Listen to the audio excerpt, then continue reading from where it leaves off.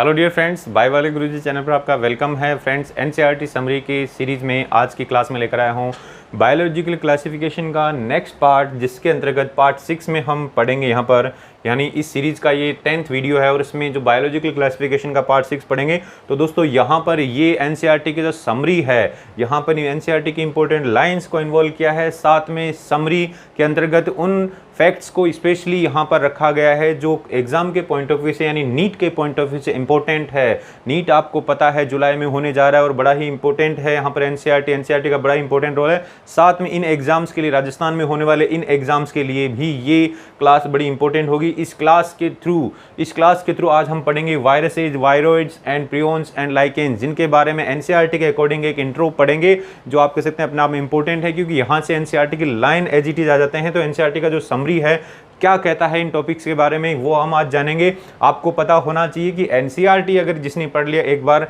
तो आप कह सकते हैं नीट का जो पेपर है वो 90% पेपर उसका सही हो जाएगा। यानी दोस्तों आपको एक्स्ट्रा एफर्ट सिर्फ उस 10% के लिए करना है, बाकी 90% आपको रेडीमेड मिल जाएगा। यहाँ पर इस क्लास का बेनिफिट ये होने वाला आपको कि आपको कम टाइम में एनसीईआरटी फटाफट से रिवाइज हो जाएगी। तो दोस्तों देखिए, स्टार्ट करते हैं कि वायरसेज क्या होते हैं। तो बोले हम कह सकते हैं कि वायरसेज को क्लासिफिकेशन में रखा ही नहीं गया, ठीक है ना। Viruses did not find a place in classification, उनको कोई प्लेस नहीं मिला, because they are not considered truly living. उनको लिविंग नहीं बोलते, क्योंकि वो लिविंग और नॉन लिविंग के बीच के हम इसको कनेक्टिंग लिंक बोलते हैं। एक तरीके से कह सकते हैं लिविंग भी है और नॉन लिविंग भी है। कुछ कैरेक्टर लिविंग के हैं, कुछ नॉन लिविंग के हैं।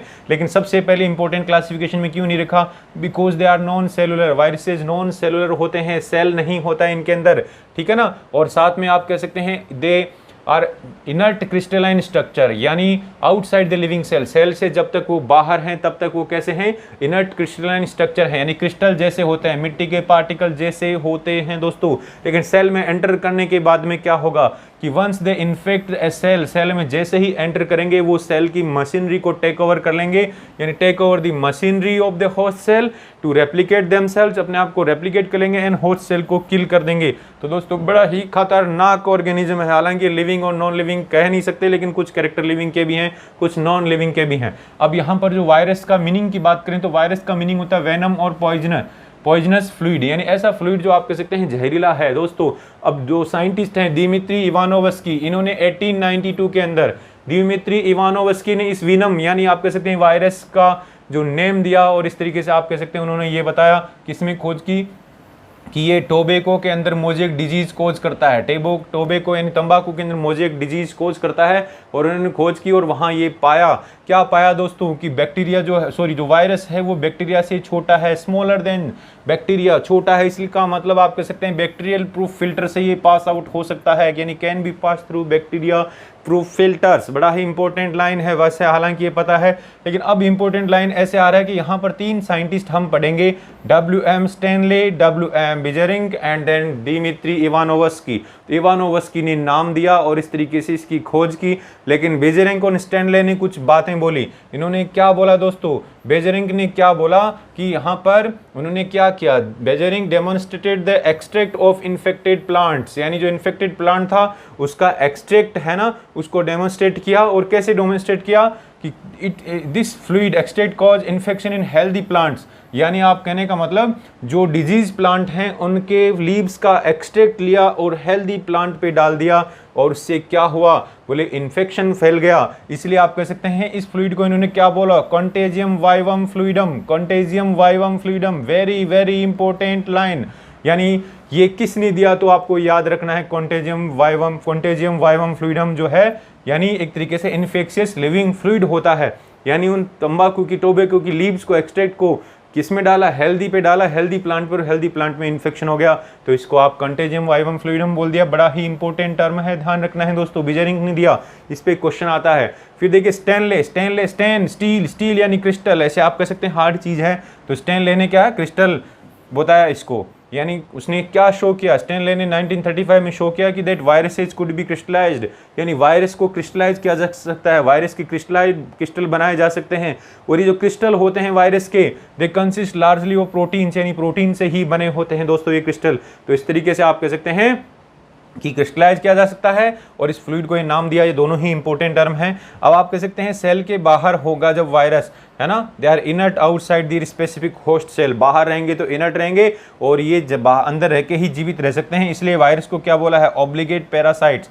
क्या बोला है दोस्तों, वायरस को ऑब्लिगेट पैरासाइट बोला है और ये एसेलुलर है। दोनों बड़ी इंपॉर्टेंट टर्म है, यहाँ पर ध्यान रखना है। देखिए यहाँ पर वायरस का डायग्राम फिगर दिख रहा है, ये आपको बैक्टीरियोफेज दिख रहा है, ये टोबैको मोज़ेक वायरस दिख रहा है। यहाँ पर आपको कुछ देखने को मिलेगा कि वायरस के बाहर प्रोटीन का बना हुआ एक कैप्सूल होता है या प्रोटीन से बना हुआ एक कवरिंग होता है जिसको कैप्सिड बोलते हैं, और उसके इनसाइड जेनेटिक मटेरियल होता है। तो यहाँ पर टोबैको मोज़ेक वायरस में जेनेटिक मटेरियल आरएनए है दोस्तों। नीट वाले स्पेशली ध्यान रखें, फिगर का लेबलिंग स्पेशली आपको ध्यान रखना है। ठीक ऐसे ही यहाँ पर ये बैक्टीरियोफेज है जो बैक्टीरिया को इन्फेक्ट कर सकता है। यहाँ पर देखिए एनसीईआरटी का फिगर है, ये इसका हेड है, ये इसका कॉलर है, यहाँ शीथ है। तीनों लेबलिंग को स्पेशली याद रखना है। और ये यहाँ पर टेल फाइबर्स हैं दोस्तों। एनसीईआरटी के अकॉर्डिंग फिगर इंपॉर्टेंट हो सकता है, लेबलिंग का क्वेश्चन आ सकता है। अब हम बात करेंगे वायरस के अंदर होता क्या है। वायरस कंटेन, वायरस के अंदर अभी हम प्रोटीन कोड देखा तो बोले प्रोटीन से बना होता है, साथ में जेनेटिक मटेरियल होता है। और जेनेटिक मटेरियल इधर आरएनए और डीएनए यानी दोनों में से कोई एक होता है।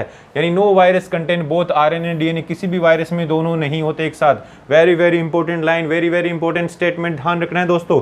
फिर देखिए a virus is a nucleoprotein. Virus को अब हम क्या बोल सकते हैं, बोले प्रोटीन और जेनेटिक न्यूक्लिक एसिड से अगर बना हुआ है, प्रोटीन एंड न्यूक्लिक एसिड से बना हुआ है तो वायरस को क्या बोल सकते हैं, nucleoprotein. And the genetic material is infectious, यानी यहाँ इनका जो न्यूक्लियो प्रोटीन तो वायरस को बोल रहे हैं लेकिन इसमें जो जेनेटिक मटेरियल होता है वो इन्फेक्शियस हो सकता है। ठीक है दोस्तों, यानी ये आप कह सकते हैं इन्फेक्शियस मीनिंग ये वायरस से निकल करके कैप्सिड नहीं जाता, ये जेनेटिक मटेरियल निकल के हेल्दी सेल में पहुंचता है और उस हेल्दी सेल की मशीनरी पे कंट्रोल कर लेता है। अब वायरसेज आप कह सकते हैं जो प्लांट को इन्फेक्ट करते हैं, यानी प्लांट इन्फेक्टिंग वायरसेज, उनके अंदर genetic material single standard RNA ही होता है दोस्तों। जनरली क्या होता है, प्लांट इन्फेक्टिंग वायरस में जो जेनेटिक मटेरियल क्या होता है, सिंगल स्टैंडर्ड आरएनए होता है दोस्तों। लेकिन जो वायरसेज एनिमल्स को इन्फेक्ट करते हैं उनमें इधर सिंगल और डबल स्टैंडर्ड आरएनए, या तो आप कह सकते हैं उनमें आरएनए डबल स्टैंडर्ड भी हो सकता है, सिंगल स्टैंडर्ड भी हो सकता है, और डबल स्टैंडर्ड डीएनए हो सकता है। तो एनिमल्स के अंदर सिंगल और डबल स्टैंडर्ड आरएनए हो सकता है, ठीक है ना, या फिर डबल स्टैंडर्ड डीएनए हो सकता है जेनेटिक मटेरियल। लेकिन प्लांट वायरसेज में सिंगल स्टैंडर्ड आरएनए ही होता है, सिंगल स्टैंडर्ड आरएनए ही होता है। ये जनरल कंसीडरेशन है एनसीईआरटी के अकॉर्डिंग, ये स्टेटमेंट यूज हो सकता है दोस्तों, बड़ा इंपॉर्टेंट है। अब हम बात करेंगे यहाँ पर बैक्टीरियल वायरसेज, यानी बैक्टीरिया में इन्फेक्शन करने वाले वायरस जिसको हम बैक्टीरियोफेज बोलते हैं, वेरी वेल नोन है, आपको पता है। और इसके अंदर जो डीएनए होता है, जेनेटिक मटेरियल होता है, वो डीएनए होता है और कैसा होता है, डबल स्टैंडर्ड होता है दोस्तों। ठीक है, फिर उसके बाद में प्रोटीन कोट की बात करते हैं कि वायरस में जो प्रोटीन कोट होता है उसको क्या बोलते हैं, कैप्सिड बोलते हैं। यानी the protein coat of virus is called capsid and is made up of small sub unit, छोटी छोटी सब यूनिट से बना हुआ है दोस्तों। यहाँ पर देखिए छोटी छोटी सब यूनिट्स आपको दिख रही हैं यहाँ पर कैप्सिड की, तो स्मॉल सब यूनिट से बना होता है जिनको बोलते हैं कैप्सोमियर्स। क्या बोलते हैं, capsomeres. And these capsomere are arranged in helical और पॉलीहेड्रल जियोमेट्रिक फॉर्म। देखिए यहाँ पर देख सकते हैं पॉलीहेड्रल जियोमेट्रिक फॉर्म में यहाँ पर ये कैप्सोमियर अरेंज है यहाँ पर, या फिर यहाँ पर हेलिकली अरेंज्ड हैं। तो ये आप कह सकते हैं अरेंजमेंट होता है किसका, इन कैप्सोमियर का। बड़ा ही इंपॉर्टेंट लाइन हो सकता है क्योंकि एनसीईआरटी में गिवन है तो क्वेश्चन बनेगा, तो डेफिनेटली यहाँ से ये लाइन यूज हो सकता है दोस्तों, आपको ये ध्यान में रखना है। फिर इसके बाद में देखिए next, viruses cause disease like. अब वायरसेज बहुत सारी डिजीज कोज करते हैं। यहाँ पर हम ह्यूमन के अंदर डिजीज की बात कर रहे हैं। ह्यूमन में mumps, smallpox, herpes, influenza disease हो सकती है, साथ में ह्यूमन में एड्स डिजीज भी हो सकती है। बट इन प्लांट्स के अगर अंदर बात करें तो आप कह सकते हैं मोज़ेक डिजीज कोज कर सकते हैं, लीफ रोलिंग, कर्लिंग है ना, yellowing and when clearing and साथ में स्टंटेड ग्रोथ, यानी कुल मिला के प्लांट्स को बहुत बुरी तरीके से अफेक्ट ये कर देते हैं दोस्तों। अब यहाँ पर वायरस के बाद में एक वायरस जैसी ही एक संरचना, वायरॉइड्स, नाम से ही पता चल रहा है वायरॉइड्स। रॉइड्स आ रहा है, आर से याद रखना है, मतलब इनके अंदर सिर्फ जेनेटिक मटेरियल होता है, प्रोटीन नहीं होता है। तो 1971 में टीओ डाइनर ने क्या डिस्कवरी की, बोले एक न्यू इन्फेक्शियस एजेंट की डिस्कवरी की, और ये न्यू इन्फेक्शियस एजेंट क्या था, वायरॉइड्स ही था। और ये वायरॉइड्स क्या है, स्मॉलर देन वायरस, वायरस से छोटा है दोस्तों। वायरस से छोटा क्यों है, क्योंकि वायरस इसमें आप कह सकते हैं ओनली आरएनए है। क्या है, ओनली आरएनए है ना, प्रोटीन एब्सेंट है, प्रोटीन कोट एब्सेंट है, प्रोटीन नहीं है, प्रोटीन एब्सेंट है, प्रोटीन है ही नहीं, तो छोटी सी साइज होगी, तो आप कैसे स्मॉलर देन वायरसेज। एंड ये क्या करते हैं, potato spindle tuber disease cause करते हैं। बड़ा ही इंपॉर्टेंट, वायरॉइड्स कौन सा डिजीज कोज कर रहे हैं पोटैटो में, potato spindle tuber disease, potato spindle tuber disease cause करता है viroids and they have free RNA, only RNA होता है and they lack the protein coat, इनमें प्रोटीन कोट होता ही नहीं दोस्तों, है ना। तो हैंस दे नेम वायरॉइड, इसीलिए वायरॉइड नेम आया। तो वायरॉइड्स में ओनली आरएनए होता है। अब यहाँ ध्यान रखना है दोस्तों, RNA of viroids is low molecular weight, low molecular weight का होता है, जबकि आप कह सकते हैं जो वायरस है उसका हाई मोलिकुलर वेट का होता है, यानी यहाँ पर आप कह सकते हैं लो मोलिकुलर वेट आरएनए है, ओनली आरएनए है, प्रोटीन कोट एब्सेंट है, ये वायरस से स्मॉल है एंड डायनर ने इसका डिस्कवरी किया और साथ में डिजीज। ये एनसीईआरटी के ये 5 पॉइंट स्पेशली याद रखने हैं आपको। डायनर ने इसका डिस्कवरी किया और आप कह सकते हैं वायरस से ये स्मॉलर हैं, फिर इसके बाद में ये potato spindle tuber disease cause कर रहे हैं, इनमें जेनेटिक मटेरियल ओनली आरएनए है and they lack the protein coat, ये पॉइंट याद रखना है दोस्तों। एंड देन साहब इनका जो आरएनए का जो मॉलिक्यूलर वेट है वो बहुत ही लो है कंपेयर टू वायरस। तो यहाँ पर ये जो कंपैरिजन है यही इंपॉर्टेंट है, यही एनसीईआरटी के इंपॉर्टेंट फैक्ट है, इनको यूज किया जाएगा। सुनने में देखने में लाइनें बड़ी सिंपल लग रही हैं, लेकिन आपको ध्यान रखना है कि ये एनसीईआरटी में मेंशन की हुई है, तो यहाँ से ये ऑप्शन बन सकते हैं किसी भी क्वेश्चन के दोस्तों। फिर यहाँ पर देखिए प्रियोन्स, प्रियोन में पी आ रहा है, तो इसका मतलब ये ओनली प्रोटीन पार्टिकल हैं। क्या है दोस्तों? प्रोटीन पार्टिकल्स हैं, इन्फेक्शियस प्रोटीन पार्टिकल्स हैं ये दोस्तों, इन्फेक्शियस प्रोटीन पार्टिकल्स। तो आप कह सकते हैं कुछ न्यूरोलॉजिकल इन्फेक्शंस होते हैं, certain neurological infections found to be transmitted by an agent constituting of abnormally folded protein, यानी एक तरीके से एक एजेंट है जिसमें प्रोटीन कैसा है, एबनॉर्मली फोल्डेड है, प्रॉपर फोल्डिंग नहीं है, और इसी को बोल रहे हैं प्रियोन दोस्तों। तो आप कह सकते हैं the agent was similar in size to viruses, viruses का साइज सिमिलर है, लेकिन यहाँ पर देखो वायरॉइड्स का जो साइज है स्मॉलर था वायरस के कंपेयर में, लेकिन यहाँ पर साइज सिमिलर है दोस्तों। And the agent were called prions, इनको प्रियोन्स बोलेंगे। यहाँ पर ये साइज वाला इंपॉर्टेंट पॉइंट है, ध्यान रखना, फोल्डिंग और एबनॉर्मल फोल्डिंग हो रही है, ठीक है ना। और अब यहाँ प्रियोन की अगर बात करें तो most notable disease caused by prions are bovine spongiform encephalopathy, encephalopathy याद आते ही, बोवाइन आते ही तो केटल में होता है ये, और ब्रेन सिप के अंदर सूजन आ रही है एक तरीके से, तो दे आर एग्जाम्पल है इसका mad cow disease in cattle. तो आप कह सकते हैं mad cow disease in cattle is caused by prions, क्योंकि ये न्यूरोलॉजिकल डिजीज है, इन्फेक्शियस डिजीज है, और इसका नाम है बोवाइन स्पॉन्जिफॉर्म एनसिफिलोपैथी दोस्तों। और ऐसा ही इस एनसिफिलोपैथी यानी बोवाइन स्पॉन्जी एनसिफिलोपैथी के ही एनालॉगस एक वेरिएंट, एक डिजीज और है जो ह्यूमन में होती है, और उसका नाम है CR Jacob disease, CR Jacob disease in human, वो भी इसके एनालॉगस है। दोनों ही नाम आपको दोस्तों याद रखने हैं, प्रियोन से हो रहे हैं, और यहाँ पर इन एजेंट्स में ओनली क्या होता है, ये प्रोटीन से बने होते हैं दोस्तों। ये क्या है? प्रोटीन पार्टिकल है। तो यहाँ पर आपको ध्यान रखना है ओनली प्रोटीन, क्या होता है? Only protein, there is no genetic material, ये स्पेशली आपको ध्यान में रखना है दोस्तों।